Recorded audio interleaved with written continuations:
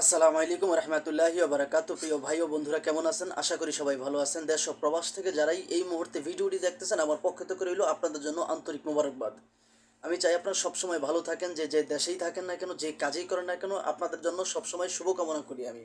প্রিয় ভাই ও বন্ধুরা, প্রতিদিনের মতো আজকে আবারও একটা ভিডিও নিয়ে চলে আসলাম প্রতিবেদন নামে ডিজিটাল ভিক্ষা করা একটা মেয়ের গল্প নিয়ে। সে মেয়েটা বলতেছে সে নাকি খাইতে পারতেছে না, চলতে পারতেছে না, এবং কোনো মানুষ যদি তাকে হেল্প সহযোগিতা করতো তাহলে তার জীবনটা একটু ভালো চলতো। এবং আরেকটা ভিডিওতে বলছে সে কোনো ভিডিওতে নাম্বার দিয়ে দিলাম, কোনো মানুষ যদি আমাকে দেখে পছন্দ করে তাহলে সে আমাকে যদি বিয়ে করে আমি তার পাশে থাকবো, সে সুন্দর হোক কিংবা কালো, জোয়ান হোক কিংবা বুড়ো। এই কথাগুলো প্রত্যেকটা মেয়ে প্রত্যেকটা ভিডিওতে বলে।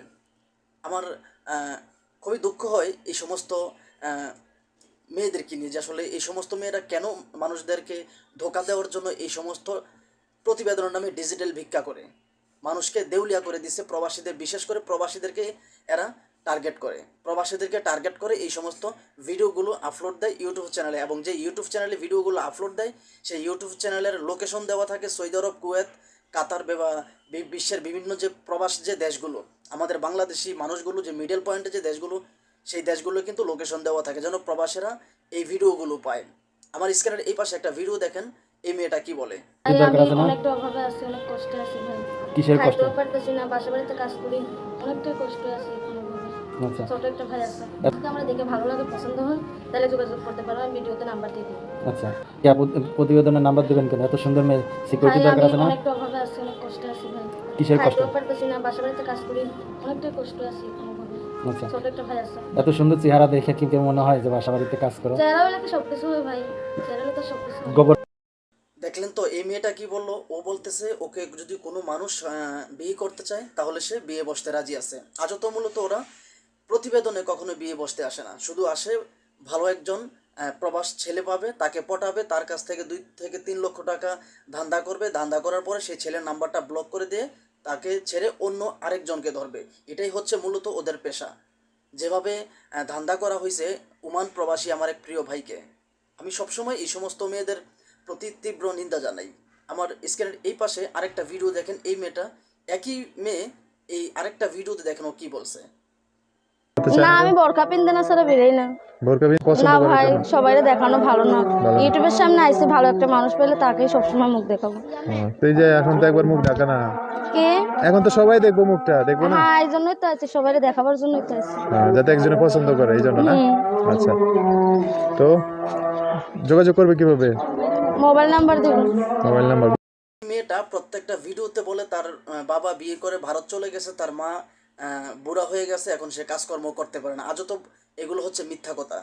ওর মাও কিন্তু ওর মতো প্রতিবেদন করে, ও যেমন প্রতিবেদনের নামে ডিজিটাল ভিক্ষা করে মানুষকে ধোকা দেওয়ার জন্য, বরঞ্চ ওর মাও কিন্তু এরকম প্রতিবেদন করে মানুষকে ধোকা দেয়। মা মেয়ে দুজনেই কিন্তু এই প্রবাসীদেরকে ধোকা দেয়। এবং কি এই মেয়েটার 3 থেকে 4টা বিয়ে হয়েছে, বর্তমানে সে স্বামীর ঘরে আছে। তার নানার বাড়ি হচ্ছে রংপুর, আর সে এখন বর্তমানে থাকে ঢাকা হেমায়তপুর। বুঝাইতে পারছি? তো আপনারা সবাই এই সমস্ত মেয়ে থেকে দূরে থাকবেন। ওদের 2-3টা স্বামী সব সময় থাকে, অ্যাভেলেবেল 2-3টা স্বামী থাকে। আর যেই সমস্ত স্বামীরা তারা থাকাকালীন এই সময় ওদের স্ত্রীদেরকে প্রতিবেদনের নামে ডিজিটাল ভিক্ষা করার জন্য প্রতিবেদন করে, আমি এই সমস্ত মানুষের প্রতি তীব্র নিন্দা জানাই। আর দ্বিতীয় কথা হলো কি, এই মেয়েটা যখন প্রতিবেদন করতেছে তখন দেখবেন ও এদিকে তাকায় একবার, ওই দিকে তাকায় একবার, তার মানে ওর আশেপাশে কিন্তু লোক আছে। এবং এই ভিডিওগুলো স্কেপ বাই স্কেপ কিন্তু করা হয়, আর এই ভিডিওগুলো কেটে কেটে করা হয়। যে ইউটিউবার আছে পিছনে, সে হচ্ছে সবচেয়ে বড় নাটের গুরু।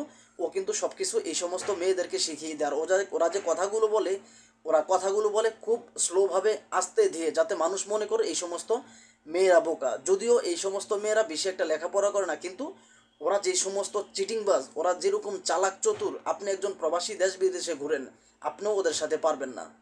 ওরা সবসময় একটু নর্মালভাবেই কথা বলে, যাতে মানুষ বোঝে এই সমস্ত মেয়েরা একটু নর্মাল টাইপের বা বোকা।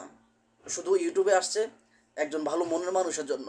ইউটিউবে কি ভালো মনের মানুষের কি কারি আছে নাকি? বা ইউটিউবে প্রতিবেদনের করলেই কি ভালো মনের মানুষ পেয়ে যায়? শুধু ভালো মনের মানুষের জন্য আসে না ওরা, সামাজিক যোগাযোগ মাধ্যমে আসে শুধু মানুষকে ধোকা দেওয়ার জন্য। আর ওরা কখনো ওদের সত্য পরিচয় দেয় না, সবসময় এক এক সময় এক এক জায়গার পরিচয় দেয়। সে যদি থাকে ঢাকাতে, তার পরিচয় দিবে রংপুরে। ওদের ভাষাটা হচ্ছে এমন, ওরা মা মেয়ে দুজনে কিন্তু সেম এক। এবং ওদের যে ফ্যামিলিটা, আমি যতটুকু তথ্য নিয়ে জানলাম, ওদের ফ্যামিলিতে বা ওদের ঘরেতে সবসময় পুরুষদের আনাগোনা থাকে।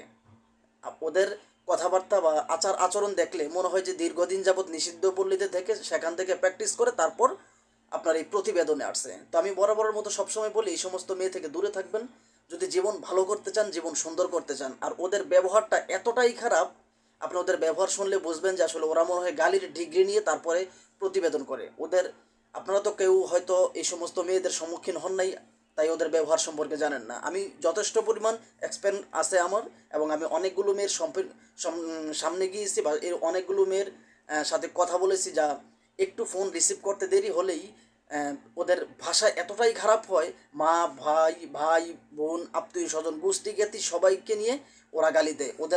ওদের মুখের ভাষা প্রচণ্ড পরিমাণ খারাপ। তাই সবসময় বলবো, ওদের কাছ থেকে সবসময় দূরে থাকবেন, ভালো থাকবেন, জীবন সুন্দর করেন, জীবন মধুময় করেন, ওদের কাছ থেকে দূরে থাকেন।